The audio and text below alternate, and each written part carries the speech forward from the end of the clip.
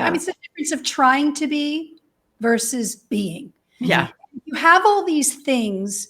I have a slightly different approach to this, but if you have all these tactical things you need to remember and do when you're speaking in front of people, guaranteed you're going to fall apart. You're going to freeze.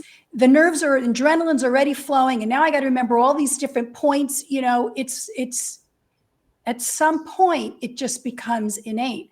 And the belief, again, it goes down to your story, because people, we know this, we've heard this, there's many iterations of who said it and when, but the gist is people will not remember the words you're saying necessarily. They remember how they felt at the time you told your story, what they connected to, what they related to, and how it connected to their being and their own story. That's the piece. So you're sharing your moment, your being, to their being. And it may not be right for everybody. That's why you can't try. You can't try to be influential. You can't try to have a video go viral. It happens when it's that deep inner belief of just being, and not necessarily having all these tactical things on the side that you have to remember, your 82-point checklist. Right. Yeah, I love that. And I think that also goes to some of the considerations of there is executive presence in different scenarios. So there is, I'm prepared. I know what I'm sharing in a meeting. I know what I'm sharing in front of a group. There's also those moments where you're in a meeting and somebody asks you a question that you are stumped by.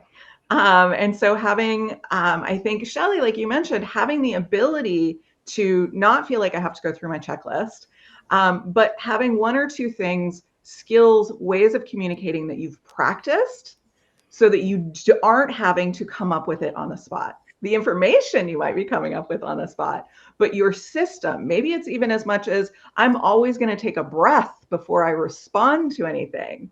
I'm going to ask myself, what is really the purpose of this? What are we trying to get to? So that then as I'm responding, I'm doing it with a way that's more intentional as opposed to my normal reaction, which might not be the thing that is always my first response that I want to come to. So having that balance of sort of the tools and the practices, but being able to be in the moment, I think is really one of the spectrums of this that we're talking about. I think so too. And I think if we're not feeling confident about who we are, then that moment where someone asks us a question can completely knock us off our rocker, right? I could see myself saying to respond to that, I've never thought about that before, and I want to be thoughtful about my response. Can I get back to you with the answer? Or what does anybody else think? Or, I'm a little taken aback. I wasn't prepared for that, but that's okay. Can you ask it again? Or even saying, I don't know. I learned that from one of my bosses early on in a high profile meeting. And he was like, I don't know the answer to the question. In my head, I'm thinking, yes, you do. But I'm not saying anything because you're saying, I don't know for a reason. I don't know what that reason is. Yeah. That's a great example, those phrases that you were using that I think people can have in their pocket. So it doesn't matter what the question is, you have a few of those examples, which kind of spawns another question for me. We've been talking about some general things about executive presence, and we've certainly given some specific tips. But if somebody wanted to strengthen their executive presence, what is something that you would suggest that they start with? Shelley, I'm going to go to you first on this one. I have my 4-minute framework that does all of that. I have something that I called speaking prompts that act as those guardrails to the GPS. What is it you want them to know? For example, and specificity is brevity. Get to that specific example and the value and why you're sharing that. That will always bring you back to the conversation. But the key is sometimes if you're busy, you don't have all this time to practice and rehearse. And the beauty of my framework, the remarkable framework, is you can get there in less than 4 minutes. And we all have a couple of minutes and a few seconds to go through the drill enough to get the essence of what we want without the pressure of that 10-point list or memorizing a script. That's the difference. Wonderful. And Elizabeth, what would you say would be one thing that people could start with? I would say, think about who you're talking to and what are they, how do they value?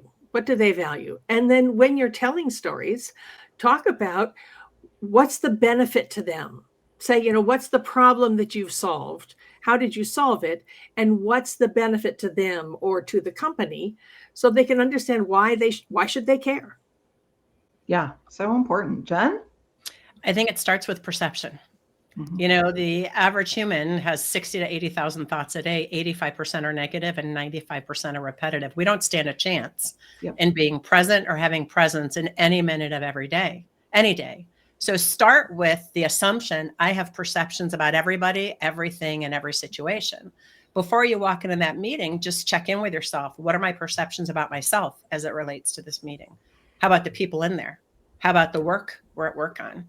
Likely you will, good, bad, or otherwise, but that will help you discern, well, then given all those perceptions, how do I want to show up as a leader right now? I'm going to be calm and curious. I'm just going to practice being curious, asking questions in this meeting. I think it starts with perception.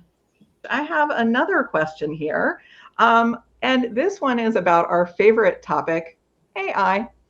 So Jeffrey was asking, generally speaking, he would like to understand thoughts on how executives can remain active and human in an AI world. Jen, what do you think? AI is never going to replace you. Yeah. Your feelings, your personality. It's what Shelley was talking to right in the beginning about who said we can't bring our personality to work.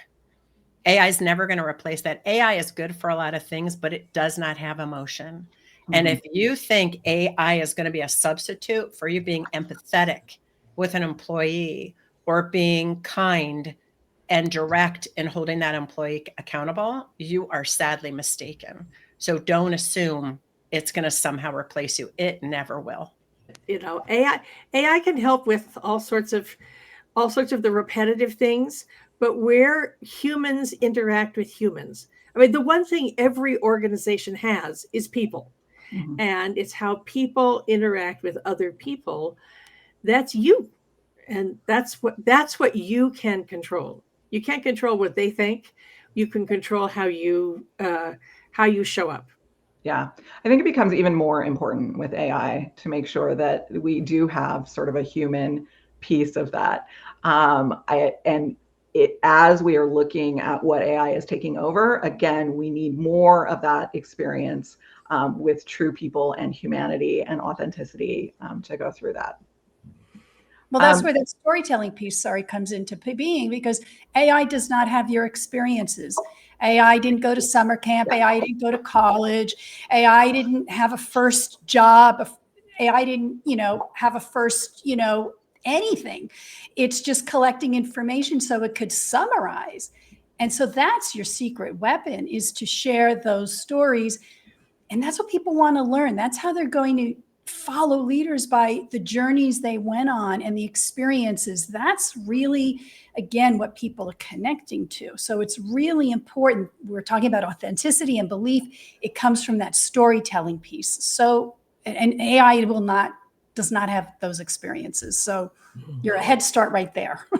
Right. And don't you think, Shelley, too, that when you're telling a story, people see themselves in you. People can't see themselves in AI.